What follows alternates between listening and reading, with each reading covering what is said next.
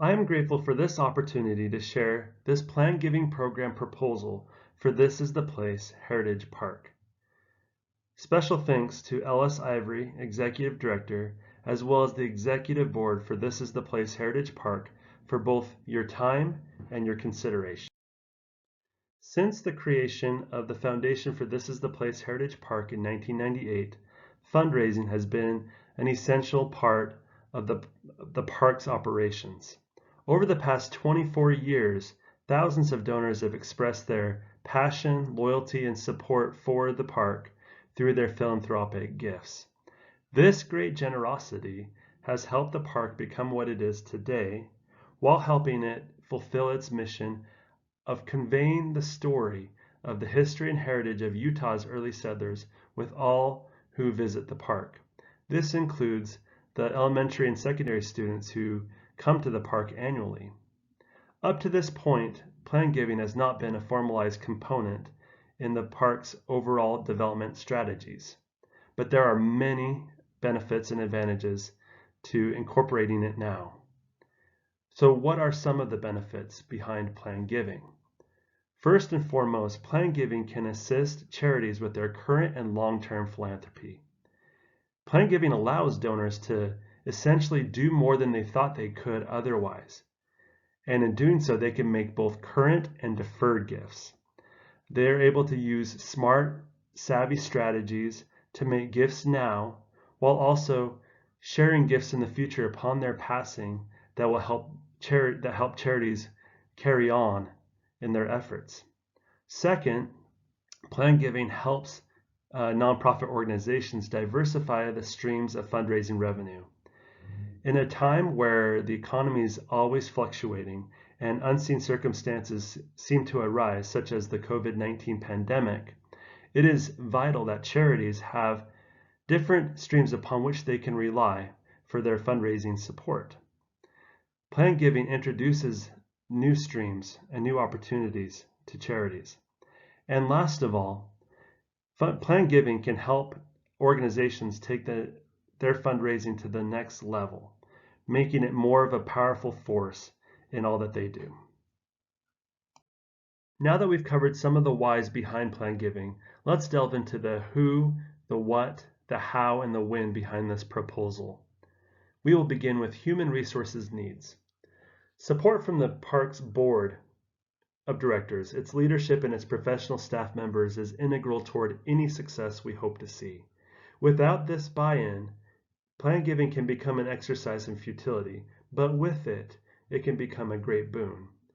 We will garner this support by sharing regular updates with the board and staff, chock full of data, best practices from the industry, and stories of our successes and our failures. As we counsel together, we can adapt, we can mold and shape this program to meet the park's needs. Because plan giving is a specialized field, hiring a plan giving professional is the next step. This person should possess many characteristics, including fundraising experience and acumen, an understanding of all the facets of development, strong interpersonal skills, communication and public relations expertise, financial background, and at even a basic level, an understanding of tax law and the different ramifications that factor into charitable giving. These skills will be essential as this professional meets with donors and discusses plan giving. This person does not need to be an attorney. The staff and the board of the park are also advocates and ambassadors for all that the park does. And so providing them training is important. They should have some initial training where the basics, the foundations of plan giving are laid out, and then ongoing training should be carried out each year. This will help them feel more comfortable as they converse with donors about this opportunity and option of giving. The plan giving professional should lead out this training, but they can tap into consultant services. There are many companies out there that provide great training for development staffs. One other item to consider is a general analysis of resources. This is a thorough review of the organization, its strengths, and its areas of need in relation to planned giving. This report can be conducted by an outside vendor. Next, let's discuss marketing planned gifts. Marketing outreach is essential to any fundraising, including planned giving. For this plan, we propose a simple but comprehensive approach. A review of current audiences would be the starting point. These audiences could include current and former donors, annual membership holders, volunteers, board members, paid employees, and civic leaders. Because these individuals are your most devoted partners, having conversations with them about planned giving first would be most apropos. It would be best to limit correspondence to these target audiences first before exploring other outreach opportunities. Current marketing could provide channels on which to piggyback this messaging. The things that the park are already doing would be the most logical to follow. We will discuss some activities in the next slide. It is important to have initial marketing collateral that all staff members could use in their interactions. This includes perhaps a brochure about planned giving, as well as pass-along cards that could be disseminated. And then as you go about marketing, creative adjustments should and always be made. There are many planned giving marketing activities the park should pursue. The website should be a great resource for donors. Information about planned giving, the different vehicles, and even donor stories should be shared there. Ongoing general outreach such as emails, newsletters, direct mail pieces, online ads, social media, and other advertising should be included. Planned giving materials, as we discussed, should be created that could be used at any time with anyone. Gatherings for donors and volunteers or other forms for planned giving could be shared through simple conversations, conducting notes, displays, and takeaway materials. Focusing on these current marketing methods is the best approach for any fledgling planned giving program. Once those are sufficiently mastered, other outreach could be explored, tailoring marketing to the organization's needs. Next, it should be determined which planned giving vehicles should be emphasized. It is logical to begin with bequests. A bequest is the giving of cash, bonds, stocks, or other assets to charities by means of an estate planning tool like a will or trust. This also includes a beneficiary in a retirement or a life insurance policy. These gifts do not affect individuals' current income or cash flow, which is very appealing to donors. As an additional benefit, rather than deterring annual giving, bequests can actually lead to increased yearly assistance. To gauge effectiveness of bequests, many different bequest metrics could be utilized. These include the total number of bequests, the new bequests that come in each year, the estimated value of these deferred gifts, as well as the outright contributions these bequest donors make annually. These bequests are fairly simple to market to supporters as well as to facilitate on the charity side. Next, IRA qualified charitable distributions are a very efficient way for donors and charities to connect philanthropically. For donors who are 70 and a half or older, a QCD helps them accomplish many different objectives. After a donor turns 72, these individuals must withdraw a minimum dollar amount each year called the required minimum distribution. They can use this RMD to make charitable gifts while receiving tax advantages. It helps both benefactors and beneficiaries of this generosity, as these gifts can be used right away. They are also very uncomplicated to publicize and facilitate, and many donors will enjoy a positive experience making IRA gifts that they may also consider a deferred gift in the future. Lastly, donor advised funds have raised in popularity over the past decade. This is a tax-effective, flexible way for supporters to maximize their giving to different causes. They can open up an account with a public charity, take immediate tax deductions when making gifts of stock, real estate, business interests, or even cryptocurrencies to that account. And then the public charities invest these donations while offering opportunities for donors to recommend charitable grants at their convenience. One other appealing aspect of DAFs is that children and grandchildren could be involved in the process, something that could be very important to donors. DAFs represent a sizable proportion of gifts distributed to charities and should not be overlooked. If needed, partnering with a community foundation can make it very effective when staff bandwidth is limited. Once again, DAFs are easy to market and can be facilitated as well easily. Once these three vehicles are mastered, then we propose that the park look at other ways that people can give. Some possibilities include split interest giving tools such as charitable gift annuities and charitable remainder trusts, real estate such as commercial real estate, personal residence, and unimproved property, pooled income funds, collectibles, art, and even patents, copyrights, and royalties.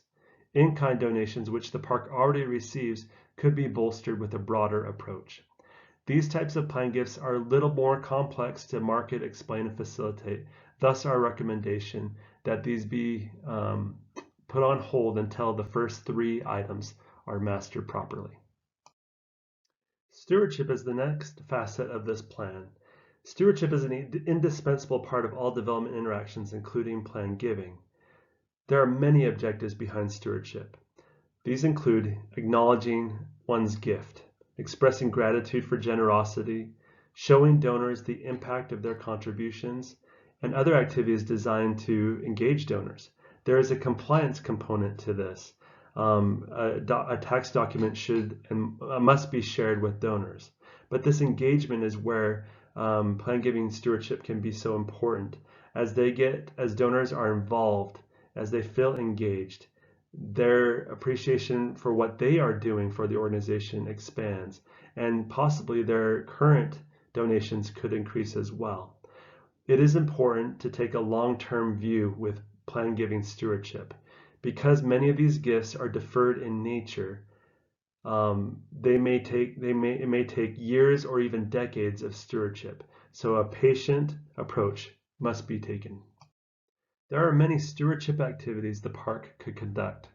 On a broad level, emails, phone calls, text messages, videos, and other creative approaches are useful and cost efficient. Annual reports and periodic updates help donors feel treasured. The most meaningful interaction an organization can have with its plan giving donors is an in-person visit. In these visits, the organization can develop rapport and strengthen relationships while helping the donor feel good about what they are doing. Legacy societies serve an important stewardship purpose. A society is a recognition association for those who have remembered the charity in their estate planning. They should be inclusive, involving anyone who's included the organization at any level through any vehicle. There should not be a minimum gift amount required, nor should there be associated costs. This is simply a thank you organization. Through events, communications, and other outreach, a legacy society can affirm a donor's involvement and even elicit disclosure of new deferred gifts. Because many deferred gifts are revocable in nature, having a society can help help increase the realization of these gifts. And of course, as the park develops its stewardship activities, other innovative approaches could be adopted. Budget requests for each item included in the proposal are listed here on this table. First, the general analysis of resources would cost an estimated $1,000. The estimated cost for a plan giving professional, including their benefits, would be $130,000. Initial and ongoing staff and volunteer training would be $2,500. The marketing in the first year would be $30,000, which includes that initial marketing collateral. In subsequent years, the hope is that $15,000 to $20,000 would be sufficient. For all stewardship activities, including the legacy societies, $10,000 is proposed. The total amount for this proposal is $173,500, which signifies a significant investment, but one that we feel is very worthwhile. Lastly, here's an estimated timeline for 2022 should this proposal be accepted. In June, a general resource analysis would be conducted and a detailed budget would be established. In July and August, interviews for the plan giving professional will be conducted, with the best candidate receiving an offer. In September and October, marketing and stewardship plans would be created and implemented, and also initial training for staff and volunteers would be conducted. In November, outreach to the top donors for the park would begin, as well as initial marketing to the target audiences. In December, the Legacy Society would be created with hopes of starting officially in 2023. Also, a 2023 calendar of all activities, including stewardship and marketing, would be created. We are grateful for this opportunity to have shared this proposal. We look forward to visiting with you about this and are eager to answer any questions you may have. Thank you again for your time and your consideration.